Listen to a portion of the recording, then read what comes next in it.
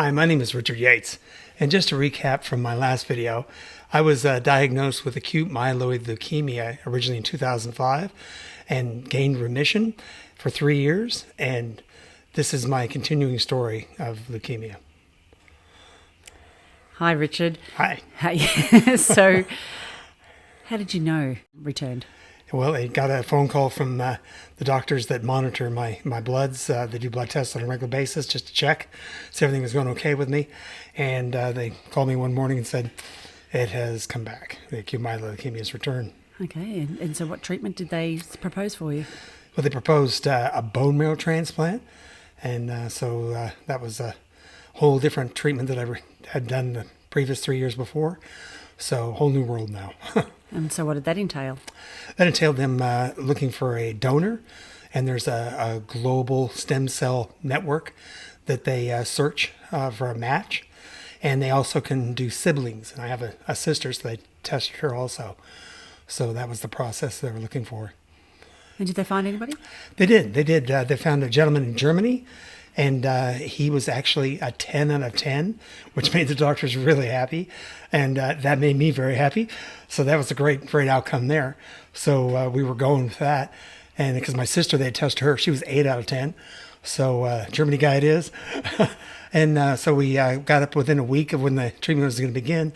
And then we got notification that the person in Germany was not available.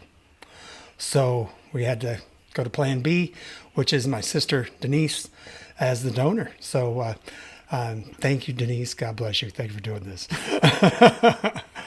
So what was the treatment? What did you have to do?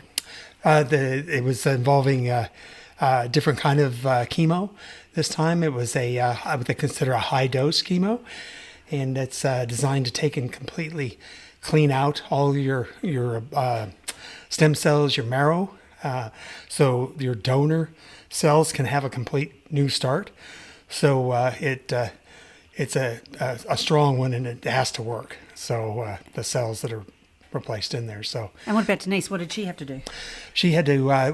We live from Wyoming, is where we're originally from, Casper, Wyoming, and very low population little place, and so there's no medical facility to do it. So she had to go to Denver, Colorado, 5 hours away, and stay there a week to have her cells harvested there. And then once that's done, there's an Australian nurse that flew over to get the cells, put them in dry ice, and bring them back to Australia. And Australian government to that, thank you very much. But while that was happening, in sync, I was getting for a week this heavy high dose of chemo to destroy all my bone marrow to be ready for that my sister's marrow to come and be put in. So it's a real finely tuned truly plan with overseas and here in Australia. It and is. then to have it all just come together at the same time. Yep, it has to. Yeah. Yeah, it's a dance. So they've brought the bone marrow over. Yep. They're now putting it in you. Yeah. And then what? How long are you in hospital for? Well, then they put you in a room. It's at the Royal Melbourne Hospital where they do this. And you're in an isolation room. It's like a bubble boy room kind of a thing. And so because your immune system's gone when they do this. And so they usually they plan a month for you to be in there. And you got to wait for all your numbers to come back, your platelets especially, which clot up your blood so you won't bleed to death. So it's just handy. And so anyway, they plan on a month, but I was asking them, so like, what's the quickest anyone's ever gotten out of here? And they figured it was like 18 days that anyone had got their platelet numbers to the right amount to get out. And I was like, it'll be 17 days. I'm going to shoot for that. So, willing myself about that, praying about it, shooting for 17 days. So that was the plan. That was the plan. That's the plan. And how did you cope? How did you feel with it? Like, were you very, very ill or Was weak? Very. And from the previous one, I don't remember that previous one being quite as severe as this. It had the nausea, had the diarrhea, those things, the food, metallic taste again, don't feel like eating. And once again, anybody going through this, you got to eat. You got to force yourself. Sustagen, eat the food. Tastes terrible, but you got to keep your strength. So that's a must. But then this, on top of this, there was an ache, a bone ache, I call it, and it was severe, and it didn't go away. So they do give you some heavy stuff for it, morphine. Remember, a lot of morphine. I was told I was on a lot of morphine. Don't remember morphine, but that was they do give you that, but the chemo's so strong it attacks your soft cells everywhere. Doesn't discriminate. So my tear ducts, my saliva gland, so I'm always thirsty, dry, eyes, all that's continuous, and your throat is raw. So you have this incredible sore throat, and they do have a cocaine mouthwash that they can give you to gargle with. That does kill that pain, but it tastes horrific. But you do what you got to do.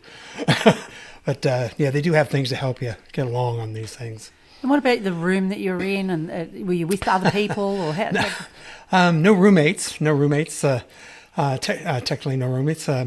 But the room was at the Royal Melbourne Hospital. It is an older hospital, and it was due for a bit of paint, a little remodel. It was not exactly a homey feeling room. It was a little more Alcatraz-y, kind of the way the gray walls and the peeling paint a little bit here and chunks missing in paint, things like that. So it was a little gloomy.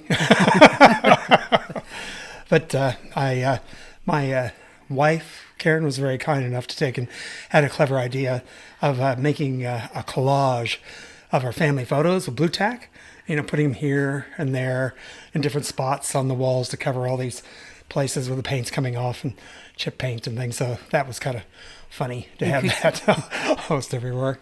And what about visitors?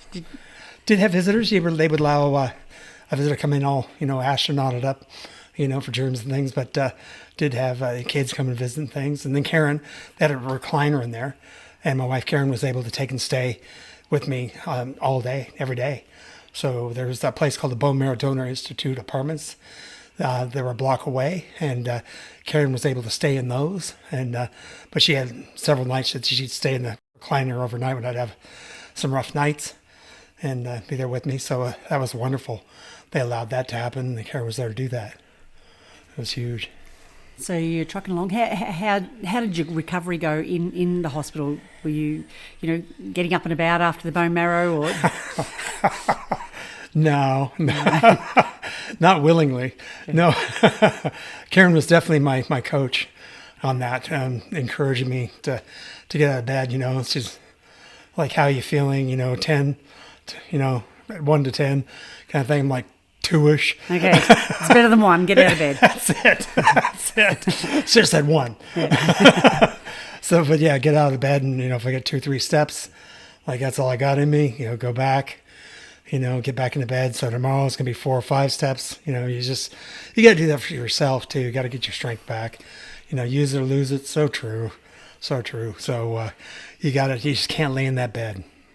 So you're up. You're now your major 17 days. So shooting for it. Yep. So you're out now, and you're out of the hospital. Do you have to? You stayed in the bone marrow apartments too? I did. I got the 17 days. Got the record. So very happy with that. And don't know if that record still stands. How long were you at the apartments for? Well, all up the apartments were 81 days. And so there was a few weeks of that time was Karen staying there while I was in hospital. But then I came in there for like 2 months and had to go over every day to Royal, or during the week for treatment, outpatient treatment. So Karen and I lived in those apartments for 81 days. And after the 81 days, you're back home, back to work, or feeling better? Or No, still very average. Still a couple months really of recovery to knock me around a bit. Got there, though, eventually. Yep. Yeah. And so you head back to work, light duties? Light duties, head back to work, and got remission, and So how long did you have remission for, Richard? 1 year. 1 year. 1 year, and then the leukemia came back for a third time. For a third time. Third time. So, well, with that, there's a third video. The story continues. So I appreciate you being here and sharing the story with me of the journey of leukemia. And we will continue on the journey of what happened with the next treatment. I second bone marrow transplant. So see you in the third video.